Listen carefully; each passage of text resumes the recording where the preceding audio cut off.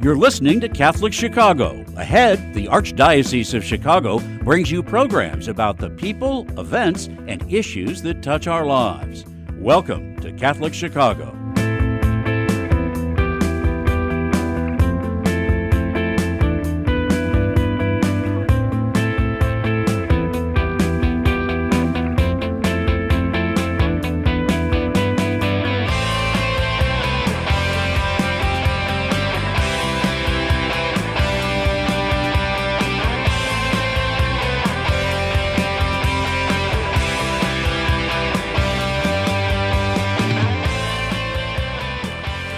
Good morning and welcome to Catholic Chicago, WNDZ 750 AM on your dial, 312-255-8408. Mark Teresi here sitting in for Father Greg Sakowicz, who had to be at a service at St. Francis Xavier Ward School this morning. He sends his regards to all of our listeners.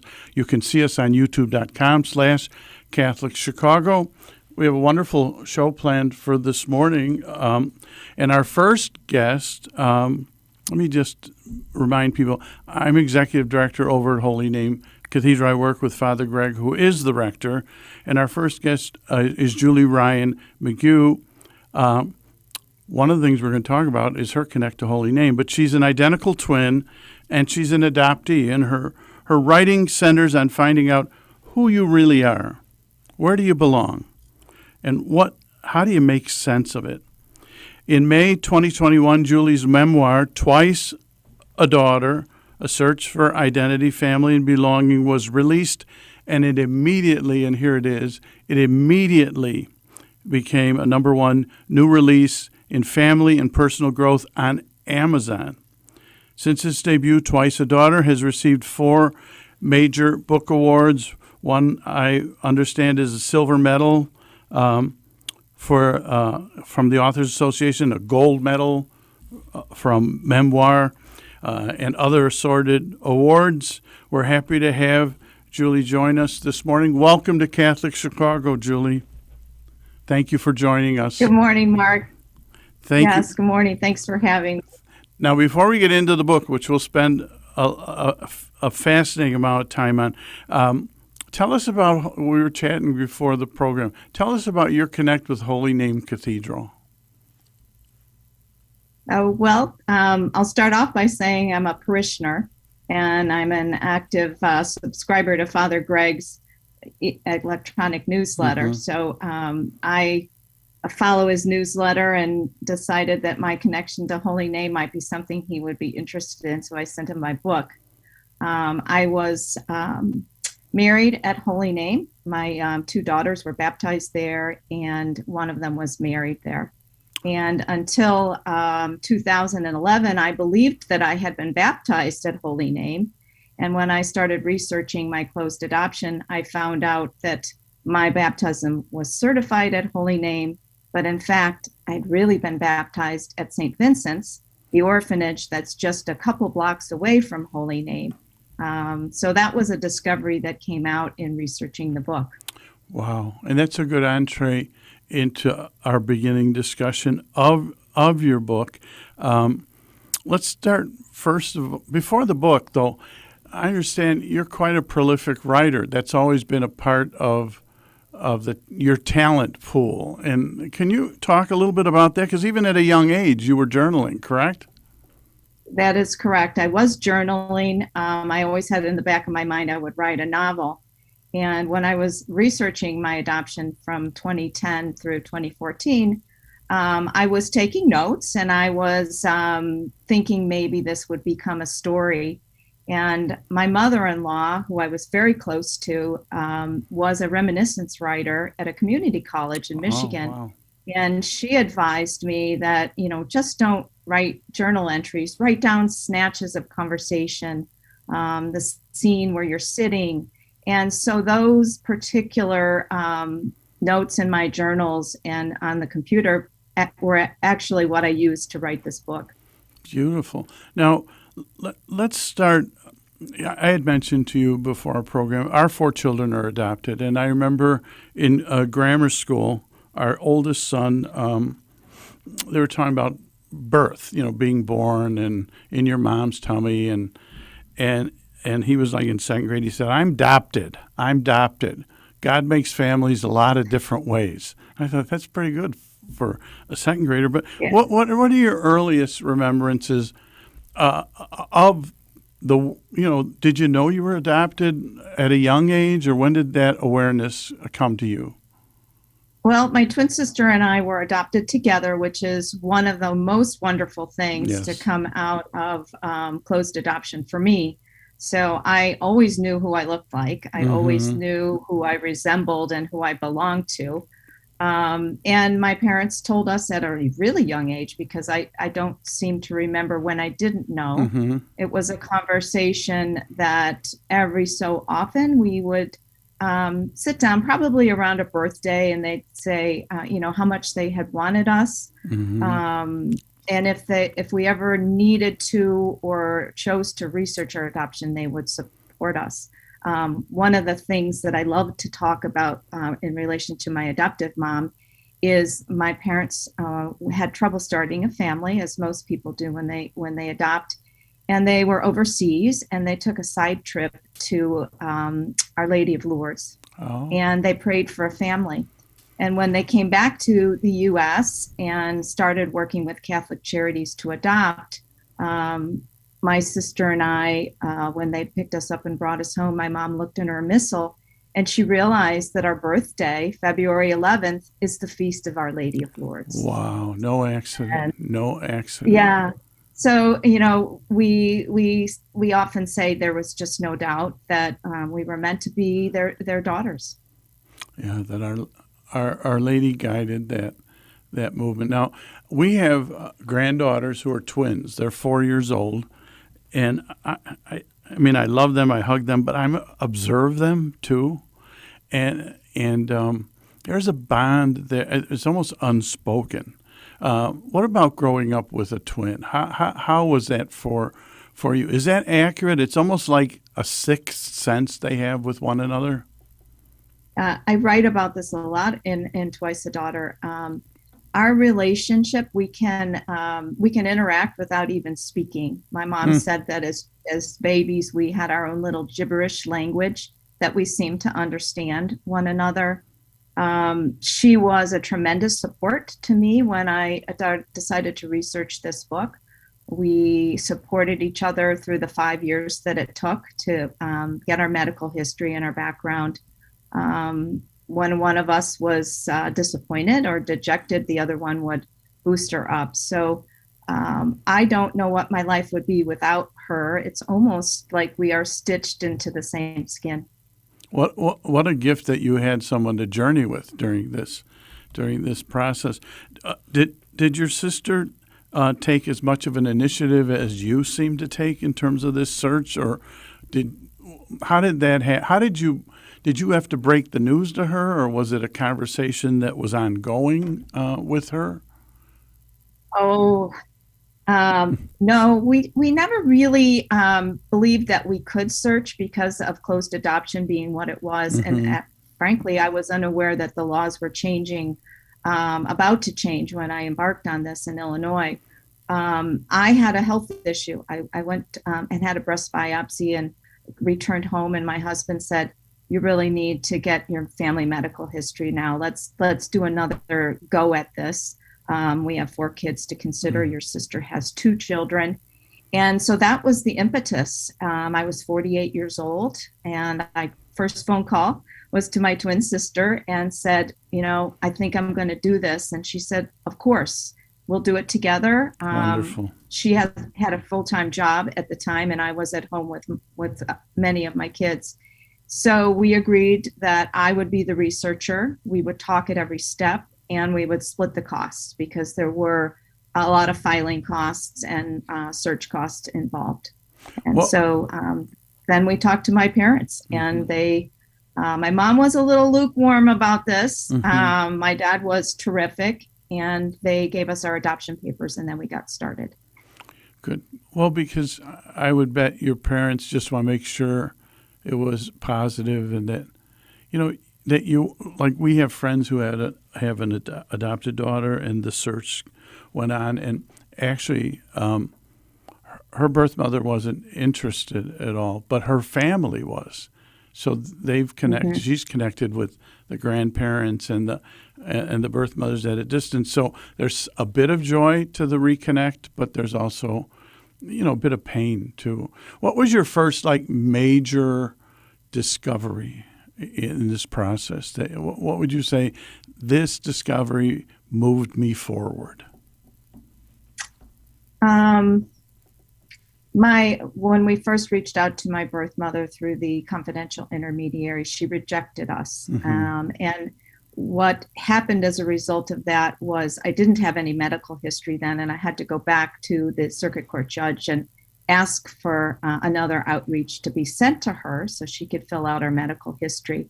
And the best thing that came out of that piece was I reached back out to Catholic Charities, and the social worker, Lisa Francis, invited me to join the post-adoption support group at Catholic Charities. And I got involved in that group and met a lot of birth parents that were searching for their child, other adoptees that were doing the same thing, and adoptive parents that were supporting their child in their search. And I came to understand the perspectives of a birth mom that maybe didn't want to be sought out, mm-hmm. and my own mom's reticence in this journey. And those conversations and feeling supported in that sense of community was a big benefit in me in coping with the initial rejection of my birth mom. But also, I'm continually involved with that group. We still meet virtually, and it impacted how I wrote the book. The story is not just my story, but it is every adoptee story that is trying to go down this path. And Catholic Charities is a big part of the story. So could you give our listeners and those watching on YouTube a little more information about that support group, just in case they're in a spot where they think that group could be helpful to them? Absolutely. You just have to Google Catholic Charities. Lisa Holmes Francis is the social worker in charge of the post-adoption support group. She also has a support group for birth mothers that meets separately from our group. They meet every other month. Up until COVID, we were meeting at St. Vincent's mm-hmm. on LaSalle Street in person, which was absolutely wonderful. So I highly recommend joining one of those groups if you are touched by adoption in any way. Wonderful, wonderful. We're going to take a little break, but when we come back, Julie, I'd like to talk a bit about the format of the book, how it came about for you, and as you looked at actually putting this into a public forum. That's huge. That's huge. What were your feelings about that? I mean, you're basically in this book, you're saying to folks, here's who I am, here's my history. Let's talk about that when we take a little break. Okay, we'll be back. Catholic Chicago, WNDZ 750 AM on your dial, youtube.com/Catholic Chicago. We're with Julie Ryan McGue, who I will say wrote a wonderful book, Twice a Daughter, but I will also say she's a very faithful, longtime parishioner at Holy Name Cathedral. And we will be back in a few minutes. Please stay tuned.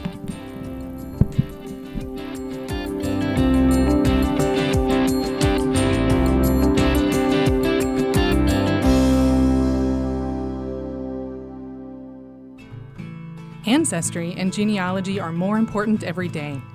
People all over the world are wanting to learn more about their family heritage for personal and for health reasons.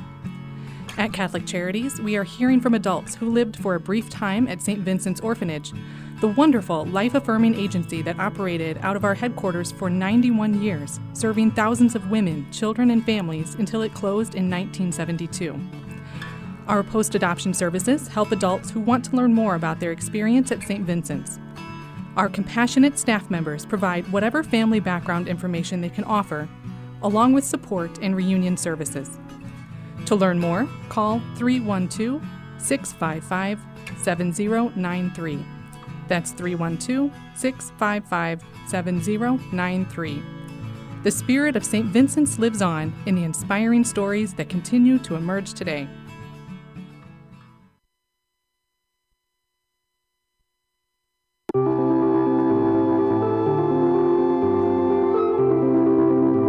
Catholic education offers something other schools don't. When you walk through that door, you are amongst friends. I can confidently say that I look up to everybody at HT, staff, students. There's just something that you can admire in every person here. We treat everyone here with the same kind of respect that we would hope that exists in our families. Our curriculum is very rigorous, and we hope to match the academic rigor with our level of academic support. They help us prepare for college. They talk to us about our future and what we want to do. I think it instills a sense of community, which makes me more confident in my work. Through the teachers, through our counselors, through all of our administrators, we are educating not just the mind, but also the heart. I think that distinguishes us from other types of schools. Catholic high schools provide high-quality, faith-based education. The journey begins by taking your entrance exam. Register online at the Catholic high school you wish to attend. Do you have an old bicycle that's not being used? Consider donating it to Catholic Charities Veterans Bike Project of Lake County. Skilled volunteers are refurbishing bicycles to make them safe and ready to be used by veterans to get to and from their new places of work. We also gratefully accept financial contributions that are used to purchase bike helmets and other safety accessories. Our veterans have faithfully served the United States, and now it is our privilege to serve them. For more information on the Veterans Bike Project of Lake County, call 847-782-4219. That's 847-782-4219.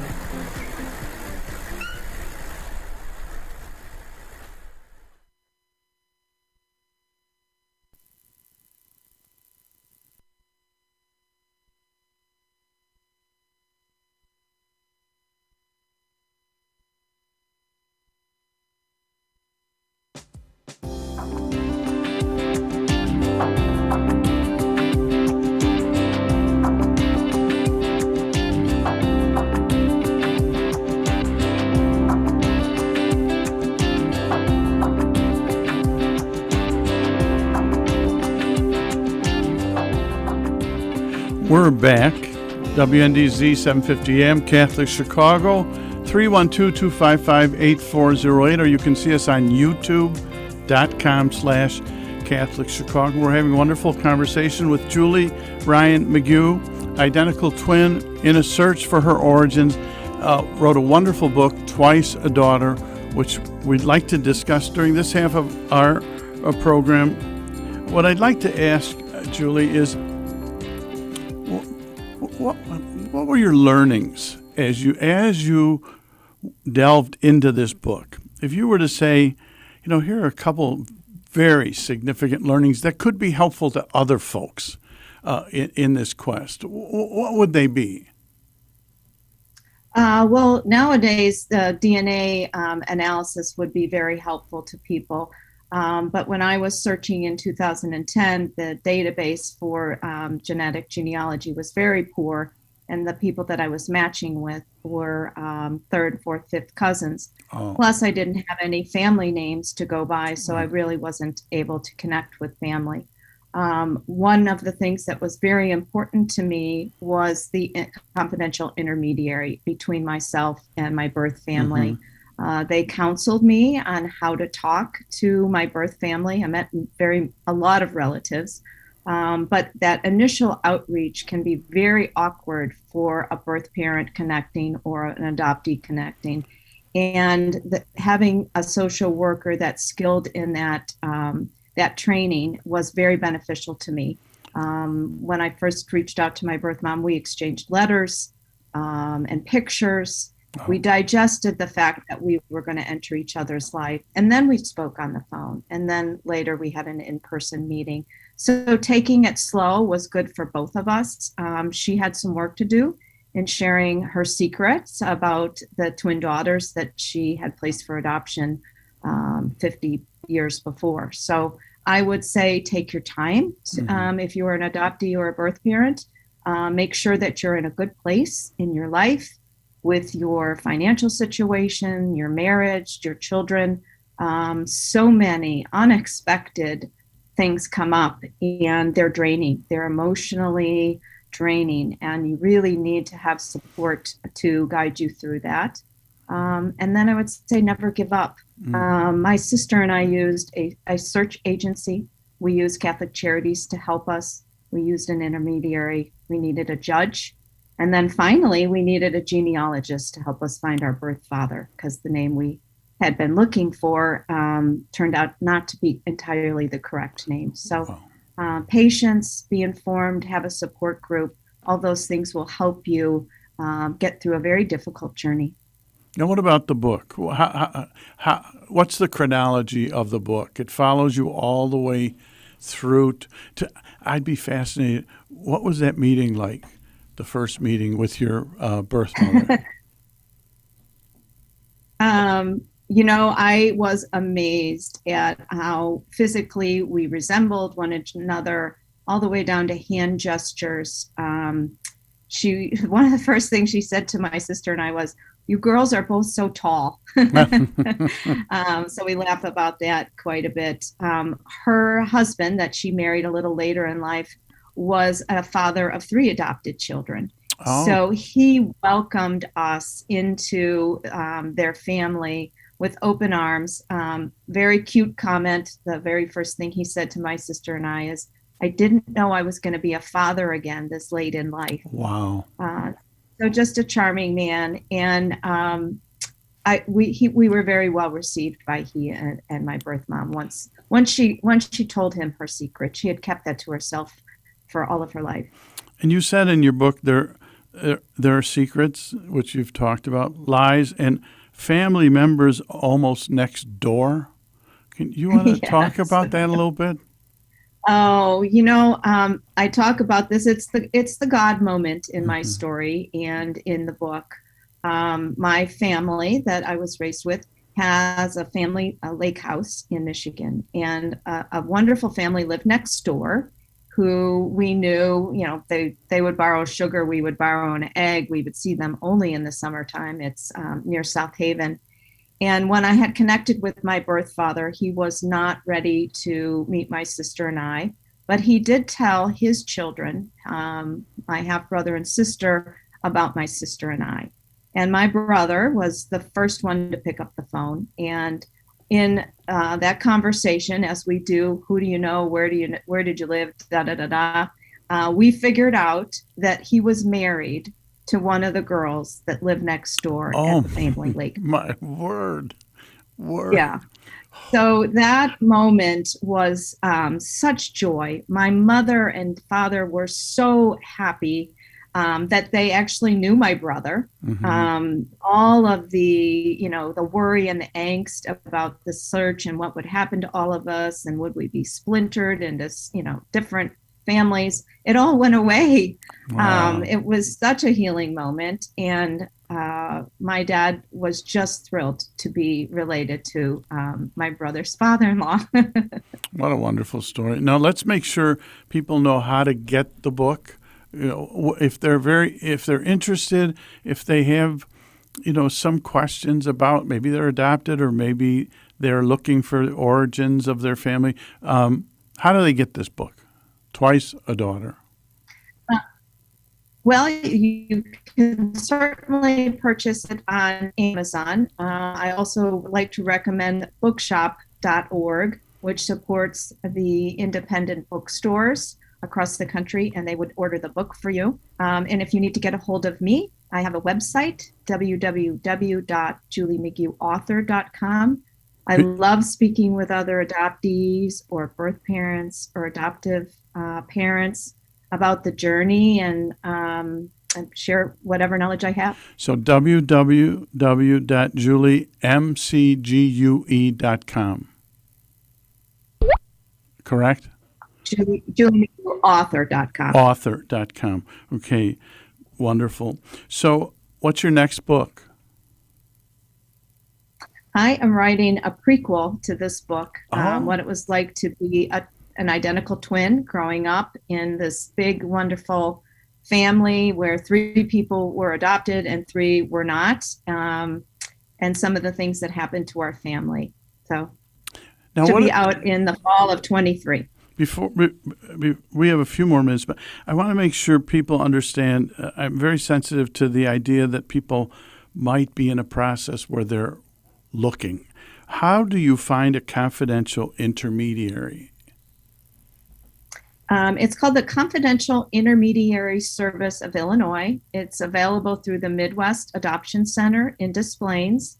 They help people that are adoptees, birth parents, and also people that went through the foster care system connect with anyone that they had a personal history with. Wonderful. It's a wonderful program. And repeat the name again for folks. Confidential Intermediary Service of Illinois through the Midwest Adoption Center. Beautiful, beautiful. Now, I want to go back before we close. I want to go back. I think it was you said your mother-in-law had said, record conversations, don't only as you're journaling.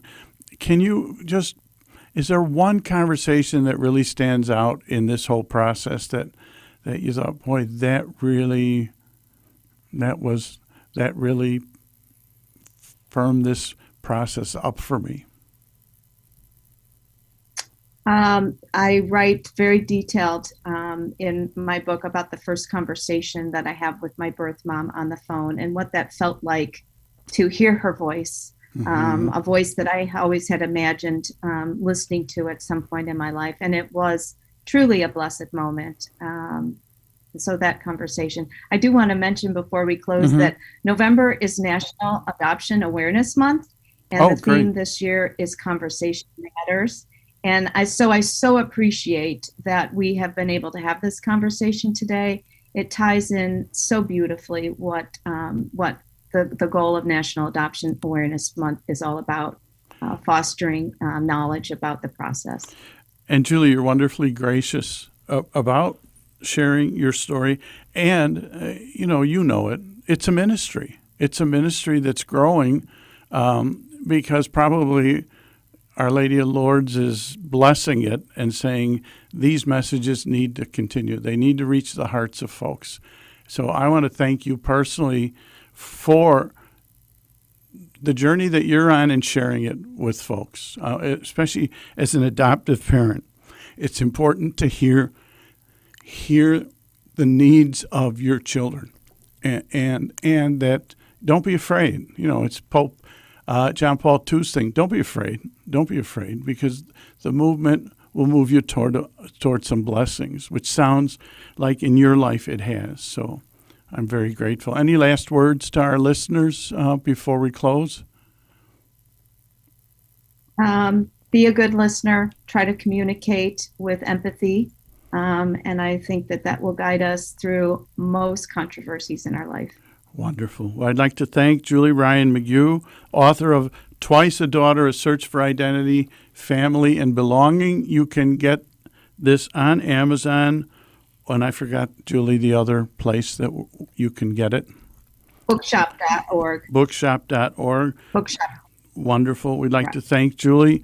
And I look forward to seeing you at Holy Name Cathedral and hopefully sharing this story with our faith community at Holy Name. It's an important story. It's an important journey. And I'd like to thank you again. God bless you in your work. Safe travels today. This is WNDZ, Catholic Chicago. You can see us on YouTube.com/Catholic Chicago. Mark Teresi here, sitting in for Father Greg. We'll be back in a few minutes. Please stay tuned.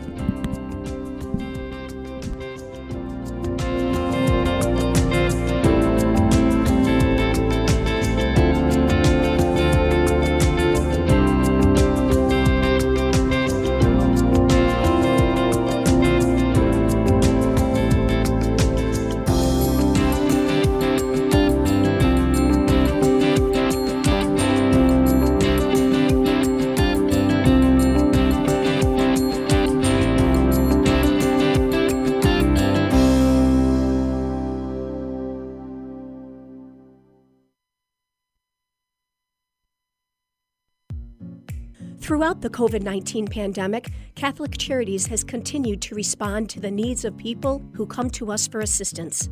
More than 850,000 meals and food parcels have been offered to those who are struggling with food insecurity. Over 108,000 homelessness prevention hotline calls have been answered. Over 22,000 people have received mental health services, and $2 million in financial assistance has been provided to keep people housed. If you or someone you know needs assistance, email us at gethelp@catholiccharities.net. That's gethelp@catholiccharities.net. Or call 312-655-7700. That's 312-655-7700. Before, during, and after COVID-19, Catholic Charities is here for you.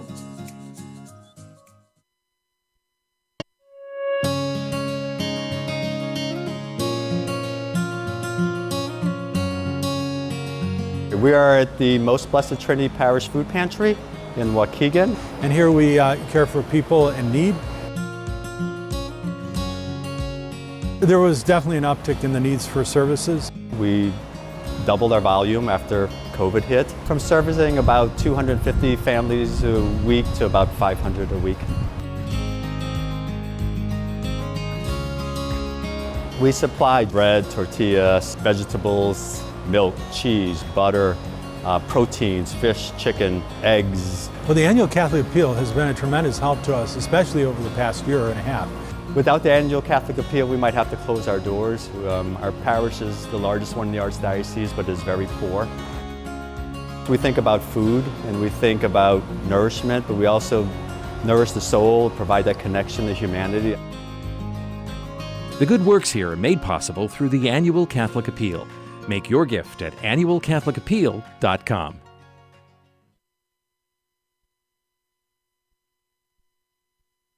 The cemetery ministry is a core ministry of our Catholic faith tied to the corporal works of mercy. It's comforting to know that our Catholic cemeteries are caring for the remains of our loved ones awaiting the resurrection. There are 44 Archdiocese of Chicago Catholic cemeteries willing to help you in your time of loss. Call 708-449-6100 or visit CatholicCemeteriesChicago.org. Catholic Cemeteries, serving the Catholic community since 1837. You're listening to Catholic Chicago. Ahead, the Archdiocese of Chicago brings you programs about the people, events, and issues that touch our lives. Thanks for letting us be part of your morning.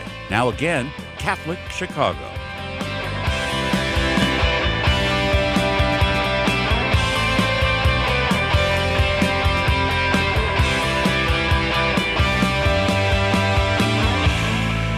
Welcome back to Catholic Chicago, WNDZ 750 AM on your dial, 312-255-8408, or you can go to youtube.com/Catholic Chicago. Wonderful first half talking with Julie Ryan McGue about her book, Twice a Daughter. And our second half is going to be just as wonderful. We have a special guest, Father Michael Sparough. He produced, first of all, just so you know, Father Greg is at a special mass at at Francis Xavier Ward, and when I told him that Father Sparough was going to be on, there was an audible sigh. He wished he could have been here. He looked so forward to being with you, Father Michael, but he sends his regards and his blessings. Father Mike produced and directed a 33-minute documentary titled Courage to Forgive. It's the story of Cardinal Bernardin's reconciliation with his accuser, Stephen Cook, and a moving tribute honoring the Cardinal with a message of forgiveness. I did read a quote from Cardinal Bernardin about this situation. He said it was a manifestation of God's love, forgiveness, and healing, which I will never forget. Father Michael, welcome to Catholic Chicago. Thank you for producing this documentary, and maybe give folks a little bit of background, your background, before we jump into discussing the documentary. Sure, Mark. Thank you very much. I'm delighted to have this opportunity to be able to speak about the documentary. Mm-hmm. I have a background in theater and videography. So I have an MFA from the Yale School of Drama. Wow. And following that, I directed a liturgical theater company that traveled nationally and internationally called the Fountain Square Fools. Oh, sure. Fountain Square was a civic plaza in Cincinnati, and the Fools was from that passage in 1 Corinthians where St. Paul says that the foolishness of God is wiser than human wisdom, and the weakness of God is stronger than human strength. So I directed that company for several years, and we did a number of radio and television productions. Yes. And I'm currently at the Bellarmine Jesuit Retreat House in Barrington doing retreat ministry primarily, but continuing to use the gifts that I have in drama and videography. I also am the president of a small media company called Heart to Heart. And it was founded by a diocesan priest in Cincinnati, Father Jim Willig, who does a gospel study. Father Jim died from cancer. This is our website that you're showing right now. Beautiful.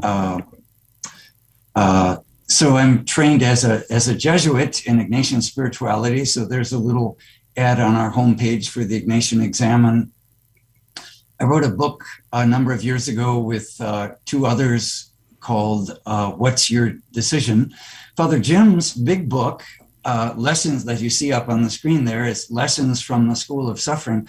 Father Jim died in 2001 from renal cell cancer. Oh, wow. And he was ordained by Cardinal Bernardin. Wow. And Cardinal Bernardin's book, The Gift of Peace, I have a copy of this right here, published by Loyola Press, was extremely influential to Father Jim Willig. And he was, because of the inspiration from the Cardinal's book, he decided to write his own book in the midst of his cancer journey, which he called Lessons from the School of Suffering.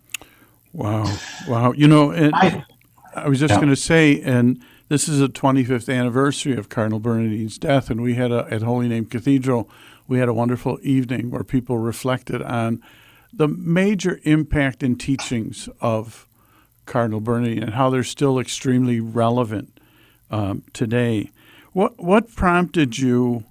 What prompted you to well, first of all, I'm thrilled to hear the talents that you have because they're so needed today in the church. I mean, you're probably a trailblazer in those areas, and particularly with COVID, look at how we've had to communicate more expansively and using the media like this with our folks. What prompted you to take that step and really dive into this Cardinal Bernardin's reconciliation and create a 33-minute documentary? The short answer to that, Mark, is that it's been a long and circuitous route.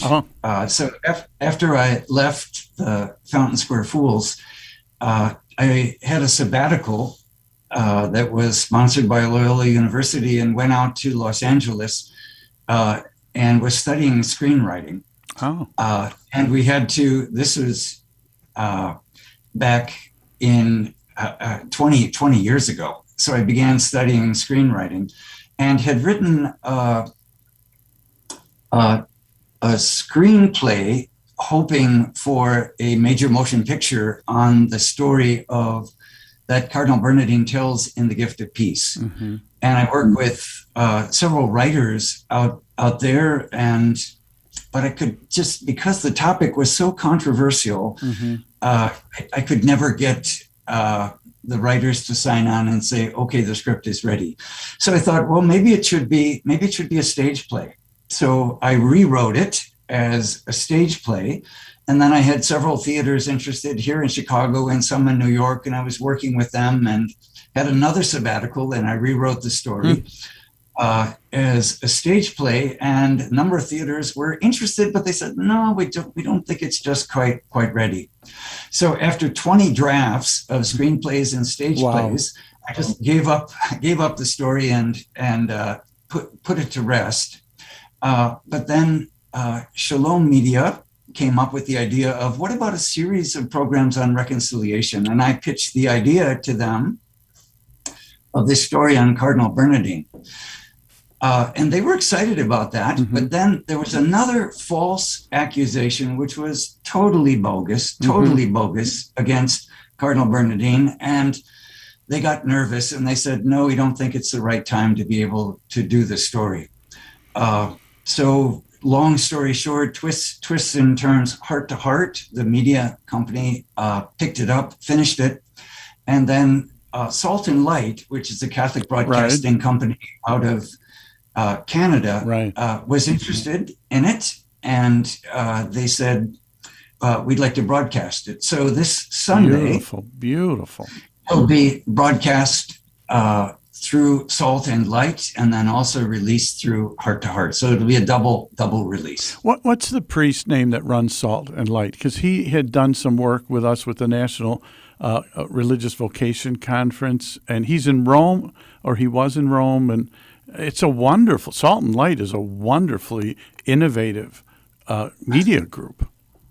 It certainly is. And when he was over in Rome just a couple of weeks ago, I was Googling with him. Father Alan Fogarty, a brother Jesuit, is in charge of Salt and Light right now.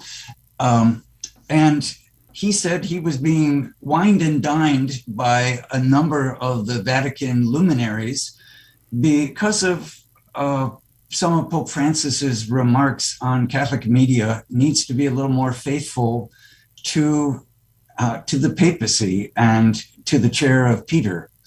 And so Salt and Light tries to be right in the center in terms of union with the chair of Peter, in union with our present Pope, Pope Francis, maybe a little bit to the right, a little bit to the left, but in union with the chair of Peter. And so his visit to Rome was nicely timed in that there was a lot of interest in Catholic media, and so he felt, well, this is a good time to release this video.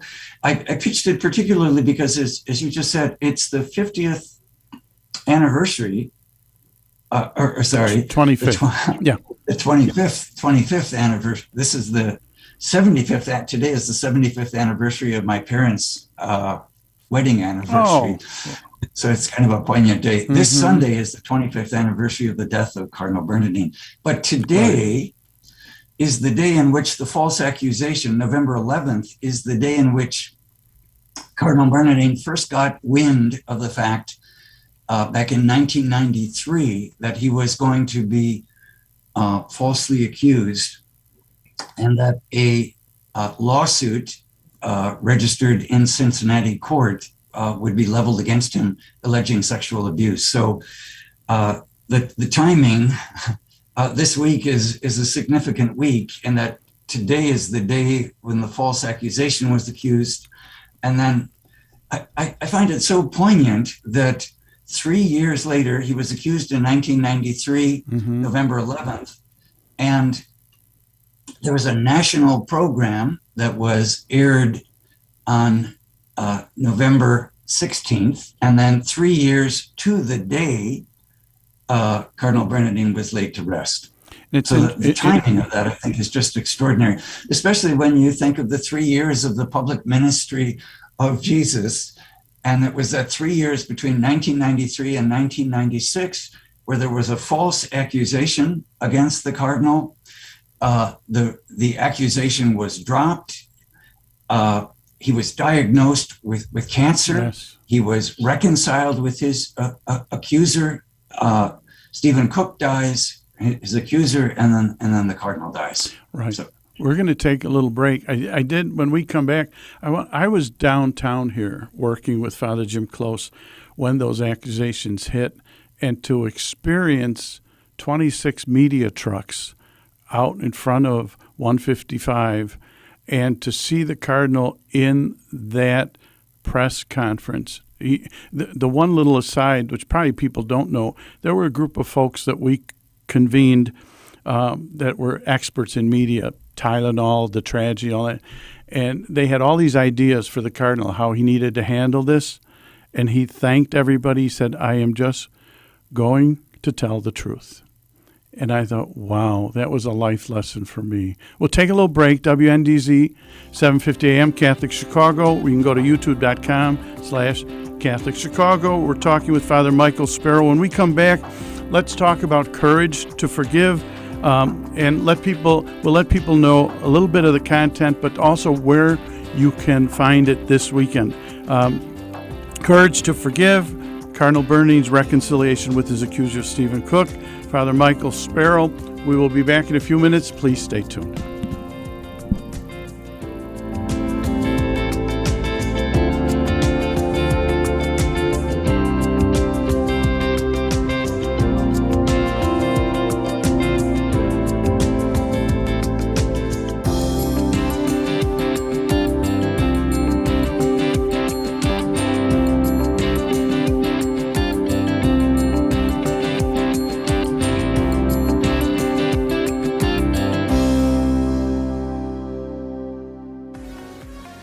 Catholic Charities Veterans Employment Services help veterans find and maintain employment through job readiness training, resume writing assistance, mock interviews, and job placement counseling.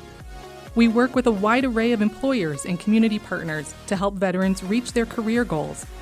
We owe a debt of gratitude to all of our veterans for the sacrifices they made to serve our nation. It is our privilege now to assist them. To learn more about Catholic Charities Veterans Employment Program in Cook County, call 773-808-2954. In Lake County, call 847-782-4219. You can also learn more at CatholicCharities.net. To all United States veterans, thank you for your service. I am a seminarian. The Church needs compassionate and well-trained priests to help guide each of us through life. What inspires me, what draws me always to the priesthood is continue to see priests be a beacon of hope for other people. You can play a part in the education of these young men as they prepare for a life of service to others. I want to be that beacon of hope too, and it sets my heart on fire. To support our seminarians, make your gift at archchicago.org/seminarian fund or call 312-534-7959.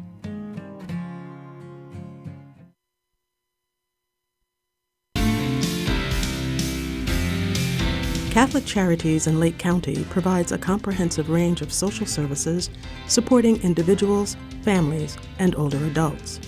These include crisis assistance, shelter, clothing, family support, counseling, legal assistance, primary health care, and specialized services for seniors and veterans. Grab-and-go meals and food pantries help those who are experiencing food insecurity. Plus, we have a diaper depot to support low-income families and their infants. If we can assist you or someone you know, please call Catholic Charities of Lake County at 847-782-4000. That's 847-782-4000.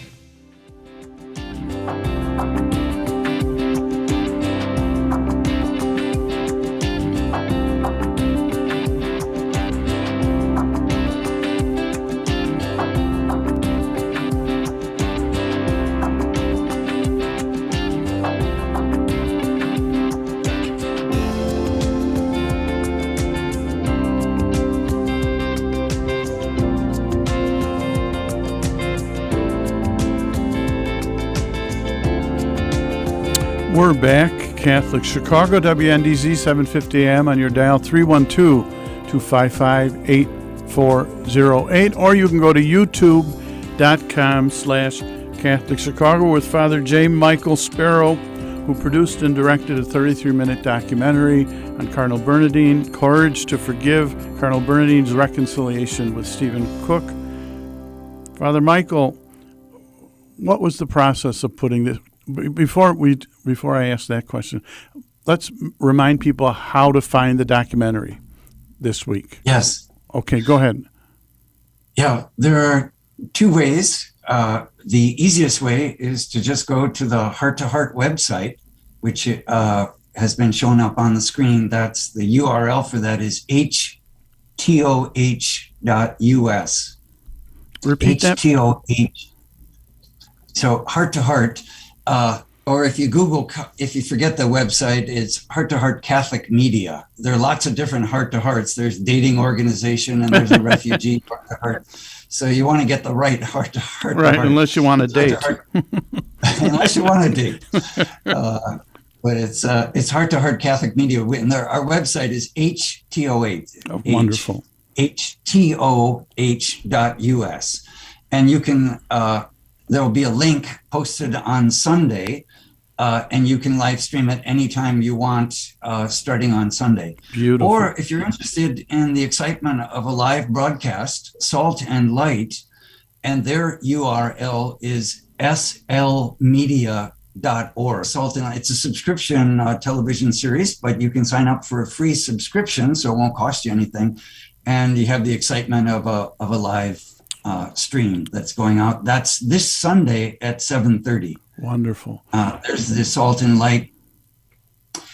So they have lots of wonderful Catholic programming, and it will be broadcast Central Time this Sunday at 7:30 p.m. It'll be part of their live streaming or their live broadcast, 7:30 this Sunday, and that's slmedia.org. Wow. So those are two ways that you can access the program. So Courage to Forgive, how did you put it together? So, as I said, it morphed from being a screenplay to a stage play to this documentary. And there are 6 key players plus myself that are interviewed, plus video clips, archival video clips from people who knew the Cardinal or who had studied his life very carefully. So the video is introduced with a short introduction that I do. Part of the personal interest in this story is I myself am a survivor of sexual abuse, not by a priest, but by an uncle who lived up in Canada. I think there's a certain poignancy that it's the Canadian company of Salt and Light that is broadcasting this video. And it was my uncle who lived up in Canada who sexually abused me as a kid. So I talked just a little bit about an overview of the story of what people can expect, which is it tells the events really that the Cardinal details in his book, The Gift of Peace. This is really the story of what happened in the last 3 years of his life, beginning with that false accusation that he heard about on November 11th in 1993. Key players that knew and worked with Cardinal Bernardin, I have to give a big shout out to Monsignor Vilo, who worked with me throughout this entire project. It simply would not have been possible without the support and the door opening, because Monsignor Vilo believed in the project. He wrote letters for me, and it opened doors throughout the Archdiocese. Bishop Geddert was the priest vicar, was the Cardinal's vicar for priests at the time, and he handled a lot of the accusations against priests. Cardinal or Bishop Geddert is interviewed. Bishop Gorman, who was appointed to a panel that issued a report in June 1992. It was called the report to Joseph Cardinal Bernardin, the Cardinal's Commission on Clerical Sexual Misconduct with Minors. This was chaired by Bishop Gorman and John Madden, who was a local Chicago businessman who had chaired a committee on the protection of youth, and Judge Julia Dempsey. They were the blue ribbon panel that the Cardinal had put together to study the issue. Part of what was so significant for Cardinal Bernardin, he was the first major prelate in the US to say, this is a serious problem. It needs to be studied. We need to be transparent. We need to do something about it. And so he came. And I'm sorry, when we had our presentation last week, the bishops took his documentation, his research, and it was adapted all around the country, wasn't it? I mean, he had a tremendous impact on dealing with this issue. You know, the video tells, I wish that were the case. Oh. But the answer is a little more complicated because the Cardinal had that report printed and distributed and there was a meeting in the summer of 1992 at Notre Dame University. And the Cardinal gave a copy of that report to every bishop. But Cardinal Law opposed Cardinal Bernardin and said, the Bishops' Conference doesn't have the right to mandate anything. Matter of fact, this is Cardinal Law speaking, saying, I think this is best left to the individual bishops to decide what they should do. And so Cardinal Law dismissed the report and said, you know, that's a Chicago problem. We don't have this problem in Boston. Of course, it erupted in a huge way in Boston, and Cardinal Law was disgraced and forced to resign. It wasn't until 2002 that the bishops met in Dallas under now Cardinal Gregory, who is the chair of the Bishops' Conference, and they mandated these mandatory protocols that had to be in place. If they had listened to Cardinal Bernardin 10 years earlier, in 1992, much pain and suffering could have been avoided, but sadly... He was, I'm sorry to interrupt you, he was a visionary. We have 2 minutes left, so I want to make sure people hear, what was your greatest learning from this process, from putting this documentary together, Courage to Forgive? The courage of Cardinal Bernardin. Also in the video is Marianne Ahern, a political reporter. Stephen Millies, the director of the Bernardin Center, Avis Clendenin, who wrote a book on reconciliation and forgiveness. The biggest takeaway is we have these varieties of perspective of people who knew the Cardinal well, who speak to the courage that it takes to reconcile. And the heart of this video is the reconciliation that took place between Cardinal Bernardin and Stephen Cook. It's unprecedented, well, not unprecedented, but it's so extraordinary that someone who was abused by a priest, and Stephen Cook was abused by a priest in the Archdiocese of Cincinnati, not by Cardinal Bernardin, but he was reconciled to the Catholic Church, and when he died of AIDS, he died as a Catholic, precisely because of the courage that Cardinal Bernardin had in reaching out to him after the accusation was dropped to form a friendship with this man who had been hurt by the Church. Well, let's remind our listeners before we end how they can watch Courage to Forgive, Cardinal Bernardin's reconciliation with Stephen Cook, and it was created by Father Michael Sparough. Father Michael, how can people find this weekend? This Sunday, go to the Heart to Heart website, htoh.us. htoh.us stands for Heart to Heart. Or you can watch it when it's live. There's the Heart to Heart website, htoh.us, or go to Salt and Light for the live broadcast, and there's sign up for a free subscription, and that's slmedia.org. And you can watch it this Sunday, Central Time at 7:30. So 2 last things. First of all, thank Loyola Press for The Gift of Peace. That's the best-selling book that Loyola Press has produced, but they spread that message. And secondly, thank you, Father Michael Sparough, for your continuing commitment to how media can evangelize folks.